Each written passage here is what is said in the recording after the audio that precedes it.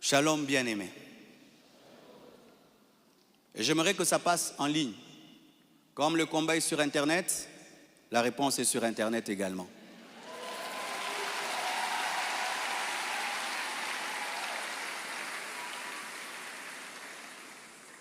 Je n'avais pas l'intention de m'exprimer publiquement à ce sujet, mais voyant le plan manifeste de l'ennemi, de s'aimer la division et de tenter de déstabiliser la communauté CREFEM, j'ai été conduit à sortir de mon silence. S'il ne s'agissait que de moi, j'aurais gardé le silence, car de telles choses me sont souvent arrivées. Mais puisque l'honneur de l'Église et la paix de plusieurs sont en jeu, je dois parler, car il y a un temps pour se taire, un temps pour parler. Tout ça pourquoi?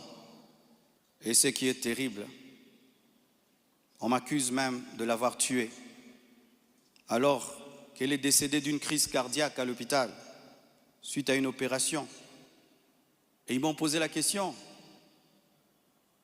elle est morte de quoi? Je leur ai dit, on l'a opérée, elle n'a pas supporté l'opération. Le même jour, quand je suis arrivé avec son corps, après encore, la famille paternelle me pose les mêmes questions devant 10 personnes, 15 personnes, j'ai expliqué. Ils savent de quoi elle est morte. Et aujourd'hui au Congo, si tu deviens grand, donc tu tues les gens. Quiconque meurt à côté de toi, c'est toi qui le tues. Le jour que Dieu t'élèvera, tu comprendras ça. Tu dois prier que tout le monde vive 90 ans. Si les gens commencent à mourir, c'est toi qui les tues. Comment peux-je tuer la mère de mes enfants? Priver Tabiri de sa maman? Comment?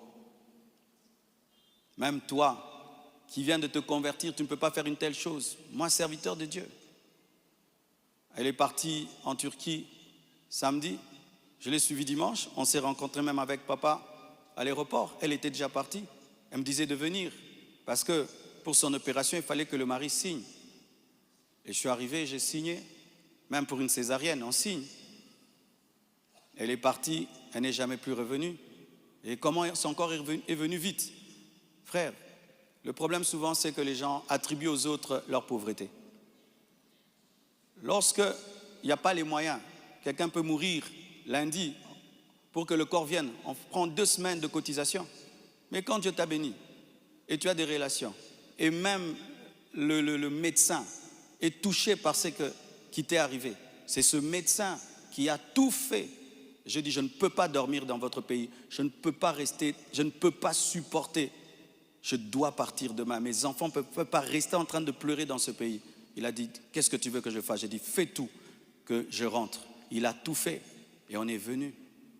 Et c'est la sorcellerie. Comment quelqu'un peut mourir tel jour? Du coup, vous prenez le corps, vous amenez, c'est trop vite. Donc vraiment, c'est terrible, terrible. Vraiment le niveau de raisonnement que les Congolais nous avons atteint, vraiment. Vraiment que les écoles recommencent, je ne sais pas, vraiment. C'est terrible. Des fois, je me dis, tous les derniers de la classe qu'on ne voyait plus, ils sont remplis maintenant, là-bas.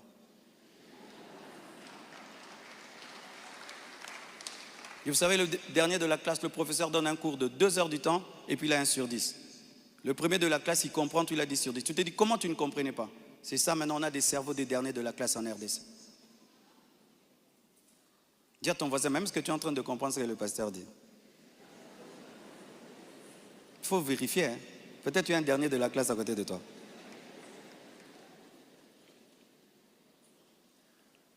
Tout cela n'est rien d'autre qu'un chantage, motivé par l'appât du gain, car cette personne me dira, donne-nous l'argent, nous avons des voices, sinon nous allons te détruire.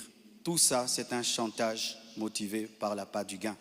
Pourtant, malgré tout, j'étais disposé, je suis disposé à donner 250 000 $ par respect pour Blanche et pour sa famille et pour la paix. Mais je ne peux pas accepter l'injustice d'une exigence démesurée de 800 000 $. Comme je vous dis toujours, cette église n'appartient pas à mes enfants. J'ai investi 26 ans de ma vie dans cette église, mais rien n'est à mes enfants. Qu'est-ce que mes enfants auront? Les quelques biens que j'ai. C'est à eux. Ils ne viendront pas un jour vous déranger ici. Et donc je ne peux pas donner par peur ou par chantage ce qui est à eux. Ils diront, tu es quel genre de père? Et l'église, ce n'est pas nous. Et ce que tu as n'est pas à nous. Je ne le ferai pas. C'est pourquoi j'aimerais dire aux veuves et aux veufs, ne vous laissez pas dépouiller. Ne vous laissez pas dépouiller. Ne vous laissez pas dépouiller. Ce que je prêche, je le vis. Mon combat, c'est que je vis ma prédication, mon message. Mon combat, c'est le message de la sainteté qui dérange. Mon combat, c'est que une fois, j'ai vu l'esprit du léopard et il m'a dit, tu veux me combattre? Ce pays est tenu par un esprit de léopard, un esprit méchant. Regardez comment nous sommes devenus méchants. Regardez comment nous sommes devenus méchants, mes frères. Cette méchanceté démoniaque satanique.